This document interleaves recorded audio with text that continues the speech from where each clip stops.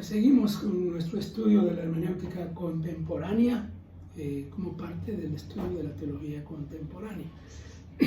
Hemos visto ya una primera parte y terminamos hablando de Rudolf Bultmann y del proceso de desmitologización y lo que significa eso en términos de la hermenéutica existencial, en que pues aquellos acontecimientos que se narran como sobrenaturales en los evangelios y que en realidad no lo fueron, no hay que descartarlos, sino que hay que asimilarlos porque son herramientas retóricas para fortalecer la fe de los cristianos.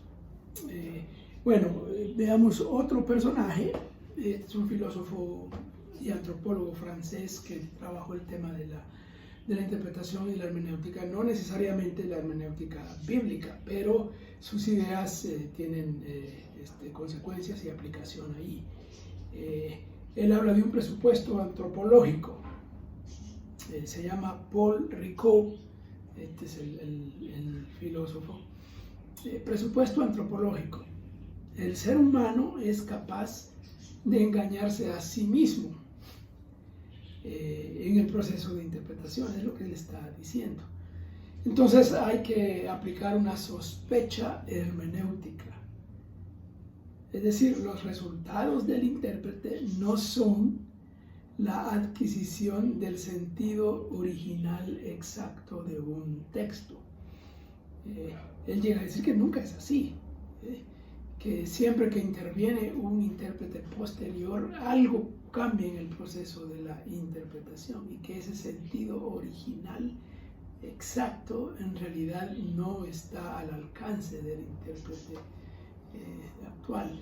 Bueno, esa es una cosa no solo interesante, sino desafiante para la hermenéutica bíblica tradicional. Y entonces luego hay que agregar una sospecha metodológica, es decir, cómo estamos haciendo el proceso y tenemos que revisar. Consideraciones metodológicas. Hay una sospecha. Entonces uno llega a decir que todo método tiene fronteras, límites. Y entonces, al final de cuentas, cualquier interpretación terminará siendo limitada también. Esa es también una afirmación muy desafiante para el mundo cristiano, porque nosotros quisiéramos decir que hay interpretaciones absolutas. La verdad es que no es tanto así. Lo que hay son verdades absolutas, reveladas y registradas en la revelación, en las escrituras. Pero las interpretaciones de esa verdad dependen de muchas variantes y muchas cosas, como se está mencionando aquí. Bueno, empezamos a ver ya diferentes metodologías y diferentes escuelas que ayudan a la interpretación. La crítica de las fuentes es una.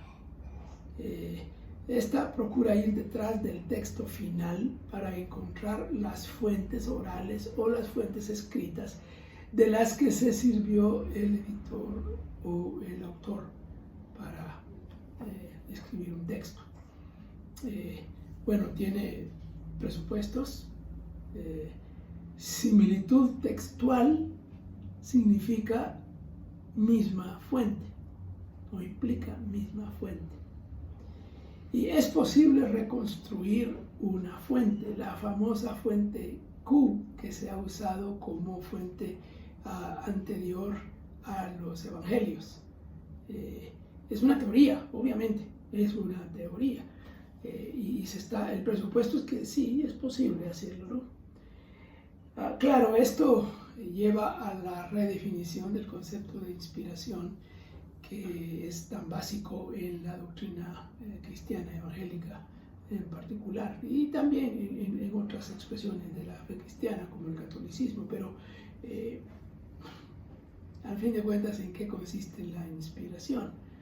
Y ahí hay mucho que comentar y que mencionar. Bueno, esto se ha aplicado a los evangelios sinópticos. Se habla de fuentes que ayudaron a la formación de Marcos, Mateo y Lucas. Se habla de la versión Q, una colección de dichos de Jesús que están en arameo, que luego se trasladan al griego, y eso sirvió de fuente para los evangelios. Marcos se presenta como el evangelio primero, el original, y que habría un proto-Marcos, digamos. Y hay otras fuentes que son desconocidas. Bueno, estas son teorías para hablar de la composición de los evangelios sinópticos. Y estas presuposiciones y estas teorías llevan a la interpretación muchas veces distintas de las interpretaciones tradicionales que hemos tenido. La siguiente metodología, llamada crítica de las formas, explora las formas que subyacen en los párrafos, en las perícopas, en los textos. Los evangelios, según esta forma, esta crítica, los evangelios no son narraciones históricas en un sentido técnico, son historias, son lo que llamaban mitos, ¿no? La determinación de la forma establece límites en la interpretación. Hay diferentes formas, entonces se interpreta de diferentes maneras. Las formas tienen su origen en el seno de la comunidad cristiana, la famosa expresión Sitzen Leben en alemán, que tiene que ver con ese contexto original en el que surgió. Esta interpretación pone mucho desafío.